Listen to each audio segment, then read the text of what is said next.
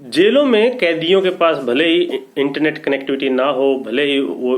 जो है mobile phone use ना कर सकें, लेकिन सुप्रीम कोर्ट का ये मानना है कि जो प्रिजन एडमिनिस्ट्रेशन है, जेल प्रशासन है, उनके पास एक बेहतर इंटरनेट कनेक्टिविटी की व्यवस्था होनी चाहिए।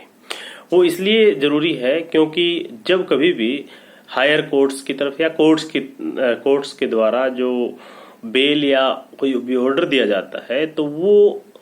कम से कम समय में जेल प्रशासन तक पहुंच सके, ताकि जिन कैदियों को या जिन अक्यूज्ड को वो बेल मिलती है वो इमीडिएटली जेल से बाहर आ सके और उनकी जो लिबर्टी है वो रिस्टोर हो सके। पिछले महीनों में सुप्रीम कोर्ट के पास एक ऐसी खबर आई थी जिसमें इशू ये था कि सुप्रीम कोर्ट के द्वारा बेल दिए जाने के बावजूद जेल प्रशासन ने एक व्यक्ति को, जिसको बेल मिल चुकी थी, उसे इसलिए रिलीज नहीं किया क्योंकि उनके पास जो ऑथेंटिकेटेड या सर्टिफाइड कॉपी नहीं पहुंच पाई थी। उसके बाद से सुप्रीम कोर्ट ने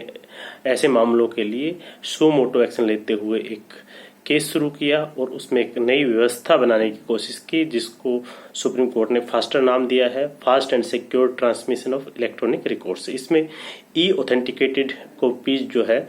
जेल एडमिनिस्ट्रेशन या प्रिजन एडमिनिस्ट्रेशन तक को पहुंचाने का ये कार्य है। इस मामले में सुप्रीम कोर्ट ने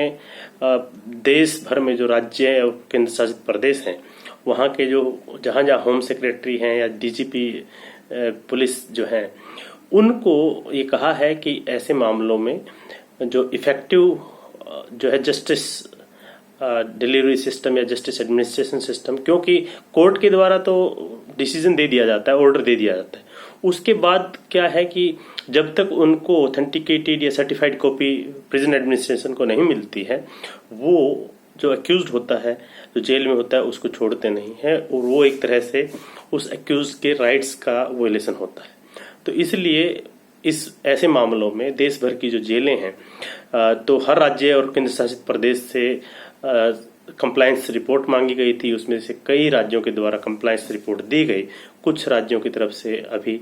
जो है कंप्लायंस रिपोर्ट नहीं आई है। लेकिन सुप्रीम कोर्ट ने एक बेहतरीन निर्णय लेते हुए ये केस शुरू किया था और इसमें अब जब जिस किसी भी व्यक्ति को जब बेल का ऑर्डर मिलेगा, चाहे वो हायर कोर्ट में सुप्रीम कोर्ट से हो या हाई कोर्ट से हो, वो इमीडिएटली उसका जेल से निकलना पॉसिबल हो सकेगा।